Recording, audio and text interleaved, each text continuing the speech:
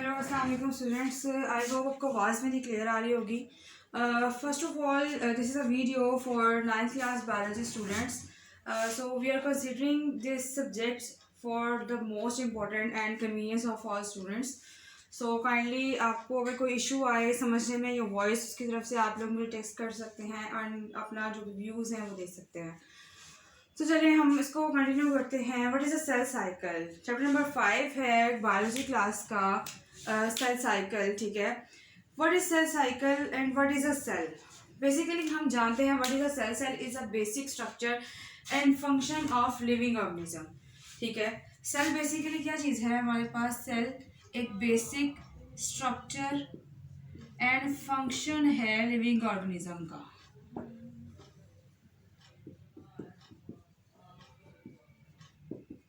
ठीक हो गया. नेक्स्ट है सेल साइकिल. बेसिकली हम बायोलॉजिकल टर्म्स में साइकिल हर उस चीज़ को बोलते हैं जो एक टाइम पीरियड में कोई भी टाइम पीरियड के अंदर कोई एक्टिविटी कंप्लीट करे. एक स्पेसिफिक टाइम पीरियड के अंदर अगर वो कोई अपनी एक्टिविटी कंप्लीट कर रहा है, इसको बोलते हैं साइकिल. तो अगर आप कलेक्टिवली इन दोनों टर्म्स को देखें तो इसका मतलब क्या है? ऐसा टाइम पीरियड जिसके अंदर सेल अपनी डिवीजन की प्रॉपर्टीज को कंप्लीट करता है, उसको बोलते हैं सेल साइकिल. ठीक हो गया. अब इसकी जो बेसिक डेफिनेशन होगी वो आपकी बुक में बताई गई है. The cell cycle is a series of events from the time cell is produced until it completes mitosis and produce new cells. कहता है सेल डिवीजन या सेल साइकिल क्या चीज़ है? बेसिक इसके अंदर जो बता रहा है ये इवेंट्स हैं जो रिपीट होते हैं एक वक्फे के बाद. ओके जी, तो लेट्स कंटिन्यू दिस टॉपिक. जी, सेकेंडली हम लोग डिस्कस कर रहे थे कि जो सेल साइकिल है बेसिकली उसके अंदर किस किस तरह की टाइम पीरियड आते हैं, किस तरीके से वो डिवाइड करता है.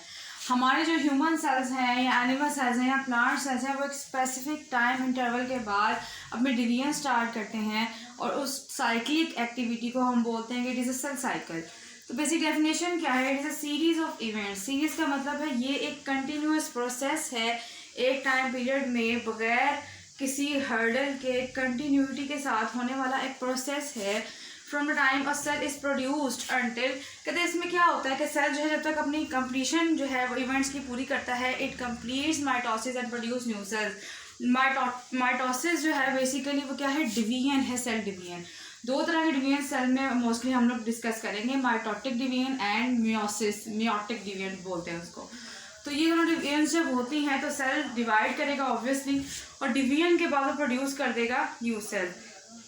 अच्छा जी, अब जाहिर बात है हमारा जो ये सेल डिवाइड करेगा वो किसी फेसिस के अंदर करेगा और वो फेसिस कौन से हैं हमने ये देखना है. मेजॉरिटी में दो मेजर फेसिस आते हैं सेल साइकिल के, वो हैं interphase and mitotic phase.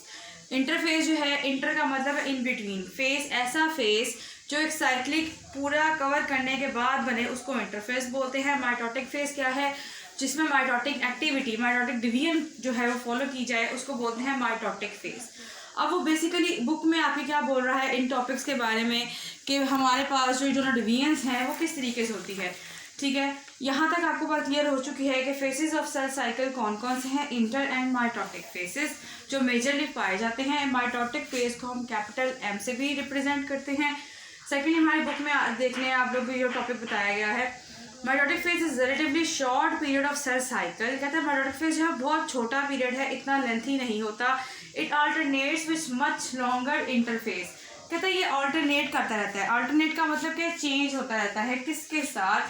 To with much longer interphase. Interphase जो है वो लॉन्गर फेज के तौर पे देखा जाए तो वो प्रेजेंट की जाती है. And where cell prepares itself for division. इसमें क्या होता है? सेल तैयार कर रहा होता है अपने आप को डिवीजन के लिए. स्पेसिफिकली इस फेज के अंदर सेल अपने आप को प्रिपेयर कर रहा है डिवीजन के प्रोसेस के लिए. ठीक हो गया. इंटरफेज, अब सेकेंडली होता है कि इंटरफेज जो है उसमें डिफरेंट तरह के स्टेप्स आते हैं क्योंकि ये दोनों फेसेस सेल को लेके आ रहे हैं डिवीजन के ऊपर. तो डिवीजन के लिए उसको अपने आप को प्रिपेयर करना पड़ेगा कुछ प्रॉपर्टीज के साथ.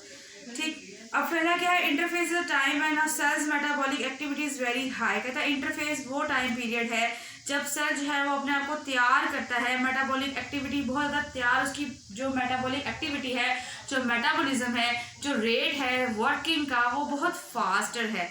As it performs its various functions, जैसे ही वो अपने बाकी काम करेगा पूरे, इट डिवाइड्स इनटू 3 फेसेस, जैसे ही वो अपने स्टेप्स में मूव करता जाएगा वो 3 फेसेस में आगे डिवाइड होता जाएगा। फर्स्ट फेज क्या है? G1 phase which is known as first phase gap. S phase is known as synthetic phase या सिंथेसिस बोलते हैं। G2 phase is second gap. Secondly अब आ जाए आगे तो G1 फेज के बारे में आगे डिस्क्रिप्शन है कि इन तीनों फेसेस के अंदर वो कैसे कैसे खुद को डिवाइड करेगा, तीनों फेसेस में इंडिविजुअली क्या प्रोसेसेस जो हैं वो होकर होने हैं जिसके थ्रू ये काम हमारा पूरा होगा। ठीक है, तो अब आप देख सकते हैं पेज नंबर आपका है ये 87, उस पर लास्ट में दिया गया है G1 फेज। इसको आप लोग जो है अटेंटिवली सुने ताकि आपको साथ साथ जो भी क्यूरीज हों वो क्लियर होती जाएँ, कोई भी मसला ऐसा ना रहे जिसके अंदर आपको कोई मसला रहे। ठीक है, क्लियर कर लें इसको।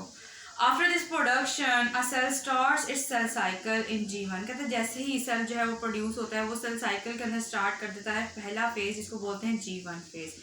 During this phase cell increases its supply of protein, कहते हैं जैसे ही इस फेज में फर्स्ट स्टेप क्या होना है?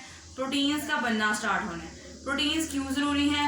मल्टीपल ऑर्गेनेल्स जो है वो हमारे अमाइनो एसिड से बनते हैं। आपको पता है अमाइनो एसिड बेसिक यूनिट है प्रोटीन्स का, तो जब तक प्रोटीन्स ही तैयार नहीं होंगी तो हमारी ऑर्गेनेल्स जो है वो आगे जो डिवाइड नहीं कर सकती, उनमें इतनी एबिलिटी नहीं होगी कि वो वर्क कर सकें फर्दर तौर पर। The number of organelles such as mitochondria, ribosomes grows in size, कहते हैं जैसे ही हम ये काम करते हैं प्रोटीन्स के बाद ये ऑर्गेनेल्स का जो साइज है वो बढ़ जाता है। And these faces is also marked by synthesis of various enzymes. Second में इसमें क्या काम हो रहा है कि वेरियस एंजाइम्स इसमें तैयार किए जा रहे हैं। एंजाइम्स क्या करते हैं? रिएक्शन को या किसी एक्टिविटी को स्पीड अप करते हैं, उसका रेट इंक्रीज कराते हैं ताकि जो काम 1 घंटे में होना है वो काम रिड्यूस्ड होकर फास्टर रेट पे हो जाए और टाइम कम लगे, प्रोडक्शन ज़्यादा हो सके। That are required in next phases, that is S phase for replication of chromosomes, कहते हैं जैसे ही आप इस फेज के बाद मार्क करते हैं तो एंजाइम्स के बनने के साथ कौन सा फेज स्टार्ट होगा? Synthetic phase. जैसे ही एंजाइम्स बनते हैं उनने क्या करना है? एक बहुत ज़्यादा फास्टर रेट पे प्रोडक्शन स्टार्ट कर देनी है। एंजाइम का काम ही ये है, उसकी एक्टिविटी ही है, उसने speed up the chemical reaction. Basic definition क्या है? It is a substance that speed up the chemical reaction या कैटालिटिक एक्टिविटी को इंक्रीज करता है। जैसे हम केमिस्ट्री में पढ़ते हैं कि बहुत से ऐसे हम एंजाइम्स ऐड करते हैं जो हमारे रिएक्शन की एक्टिविटीज़ को बढ़ा देते हैं। सिमिलरली हम इसको यहाँ पर यूज़ कर रहे हैं बिकॉज हमें अपनी ऑर्गेनाइज बढ़ानी है। क्यों बढ़ानी है? क्यों उनका रेट ज़्यादा करवाना है? बिकॉज हमने डुप्लीकेशन करानी है सेल साइकिल के लिए। सेल साइकिल में हमने न्यू सेल्स क्रिएट करवाने हैं साइक्लिक एक्टिविटी से। न्यू सेल क्रिएट करवाने तो न्यू सेल्स के बनने के साथ साथ न्यू ऑर्गेनेल्स का बनाना भी ज़रूरी है। ठीक है, आ जाती है आपके पास अगली फेज G1 फेज के बाद S phase. In this phase cells duplicates its chromosomes, as a result each chromosomes consist of 2 chromatids. First phase जो था वो G1 फेज था जिसमें प्रोटीन्स वगैरह कैटलिस्ट ये सब चीज़ें जो थी वो तैयार की जा रही थी। सेकेंडली आ जाता है S phase which is non synthesis phase. इसमें आपको पता है डुप्लीकेशन होनी है। It duplicates its chromosomes, as a result each chromosome consist of 2 sister chromatid. आपको पता है कि जब भी कोई एक सिंगल, आपको पता है बस बिफोर सेल डिवीजन सेल जो है वो एक थ्रेड लाइक स्ट्रक्चर की फॉर्म में होता है। ठीक है, जैसे ही जो आपके पास बिफोर सेल डिवीजन अगर आप किसी भी क्रोमोसोम्स को देखें तो वो बिल्कुल आपके पास एक सेल की जो थ्रेड लाइक स्ट्रक्चर होता है उसकी फॉर्म में पाए जाते हैं। थ्रेड लाइक स्ट्रक्चर आप लोगों ने पढ़ा था। ठीक है, ये एक थ्रेड लाइक फॉर्म में होते हैं। जैसे ही इन्होंने सेल डिवाइड की डिवीजन की स्टेज पे जाता है वो अपनी एक्टिविटीज़ जो है उसको चेंज करता है। कैसे?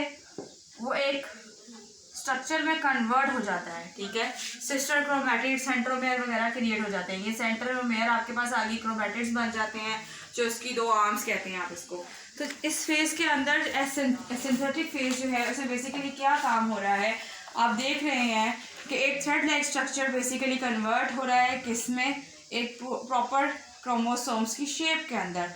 कंसिस्ट ऑफ 2 सिस्टर क्रोमैटिड्स, कहते हैं जैसे ही एस फेज स्टार्ट होती है इसके पास 2 सिस्टर क्रोमैटिड्स बन जाते हैं। क्यों बन जाते हैं? 2 सिस्टर क्रोमैटिड्स जो होते हैं क्या किसको बोलते हैं? ये सिंगल क्रोमैटिड है। ठीक है, 2 सिस्टर क्रोमैटिड की शेप जो है वो यहाँ मैं बना रही हूँ आपके पास।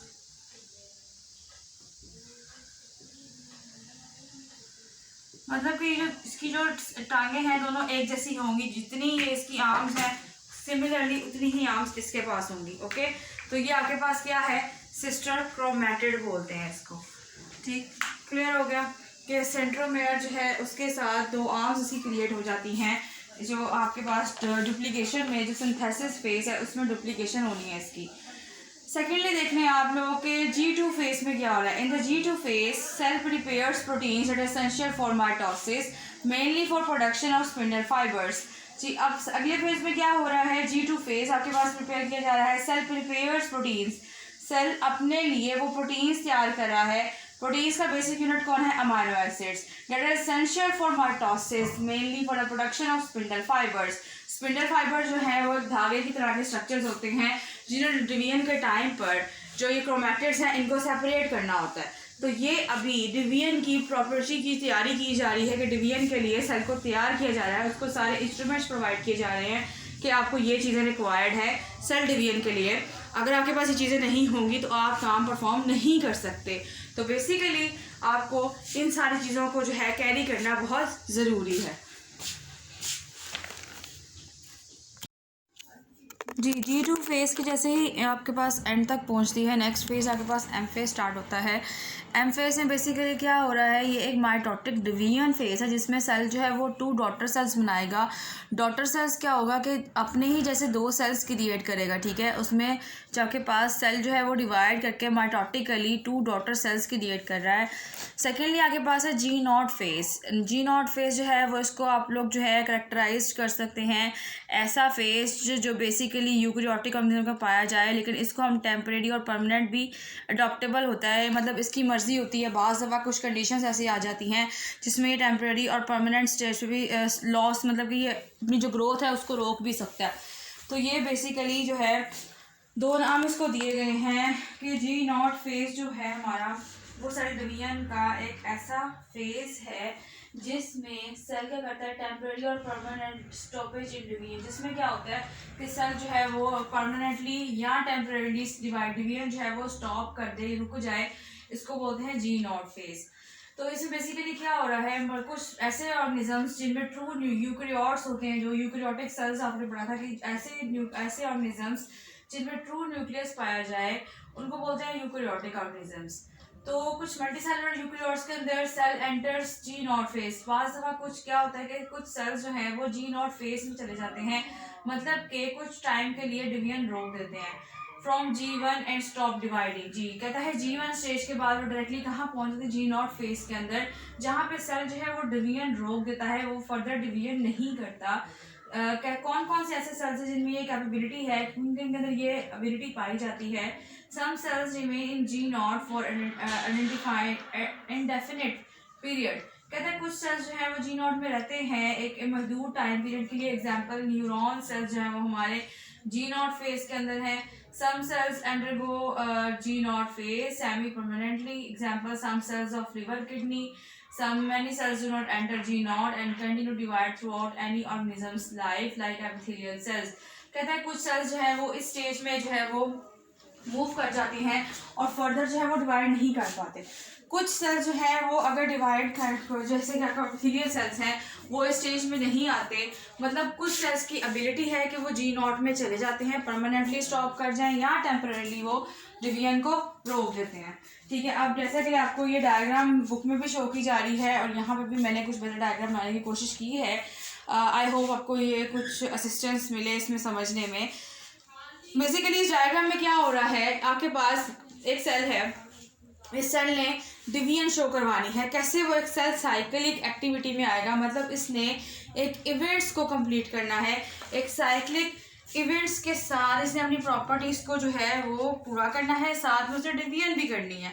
तो उन प्रॉपर्टीज़ को मद्देनजर रखते हुए इसने अपने साथ एक सेल की तरह के 2 डॉटर सेल्स क्रिएट करवाने हैं। फर्स्ट क्या हो रहा है, आपके पास एक सेल है, सेल ने क्या किया, G1 फेज के बाद वो दाखिल हो गया किसमें, G0 फेज में। G0 फेज में आपको बताया कि परमानेंट और टेम्परेरी स्टोरेज हो सकती है, स्टॉपेज हो सकती है किसी भी सेल की। ठीक है, सेल के अंदर कुछ प्रॉपर्टीज होती हैं जो उनको टेम्परेरी आर्जी तौर पर या मुकम्मल फिक्स टाइम पीरियड के लिए वो है वो स्टॉप हो जाती हैं डिवाइड करना, मतलब उसने यहीं पे अपनी डिवीजन को रोक दिया। कुछ सेल्स में ये काम, जैसे न्यूरॉन सेल्स हैं उनके अंदर ये काम होता है। सेकेंडली आपके पास आता है S phase. S phase synthetic face है। इसमें आप देख रहे हैं सिंगल क्रोमैटिड जो है वो डबल में कन्वर्ट हो रहा है। And next is M phase. M phase is mitotic phase, जिसमें क्या होनी है, डॉटर सेल्स बनने हैं। इस फेस में जितने भी स्पिंडल फाइबर्स प्रोटीन्स हैं उन्होंने क्या करना है, सेंटर से बेसिकली यहाँ क्या होता है, स्पिंडल फाइबर क्रिएट हुए होते हैं जो क्या करते हैं, सेंटर से सेंट्रोमियर से यहाँ से अट्रैक्ट करते हैं अपनी तरफ। जैसे ही ये एक थ्रेड लाइक स्ट्रक्चर्स हैं, जैसे ही यहाँ से कॉन्ट्रैक्ट करेंगे सेंट्रोमियर से, इसको सेपरेट करके दो सेपरेट सिस्टर क्रोमैटिड आपके पास बन गए। अब ये दोनों क्या हैं, एक सेपरेट डॉटर सेल्स बन गए हैं। ठीक है, ये बेसिकली सेल की डिवीजन हो गई है। और किस सेल की, एक यूकैरियोटिक सेल। यू का मैंने बताया था आपको कि ऐसे सेल्स जिनके अंदर ट्रू न्यूक्लियस प्रेजेंट हो, वेल ऑर्गेनाइज्ड फॉर्म में न्यूक्लियस प्रेजेंट हो, उनको यूकैरियोट्स कहते हैं या यूकैरियोटिक ऑर्गेनिजम्स बोलते हैं। ठीक हो गया। सिमिलरली आपके पास जो है वो आगे फर्दर इसके स्टेप्स हैं जो हम नेक्स्ट टॉपिक के लिहाज से देखते जाएंगे।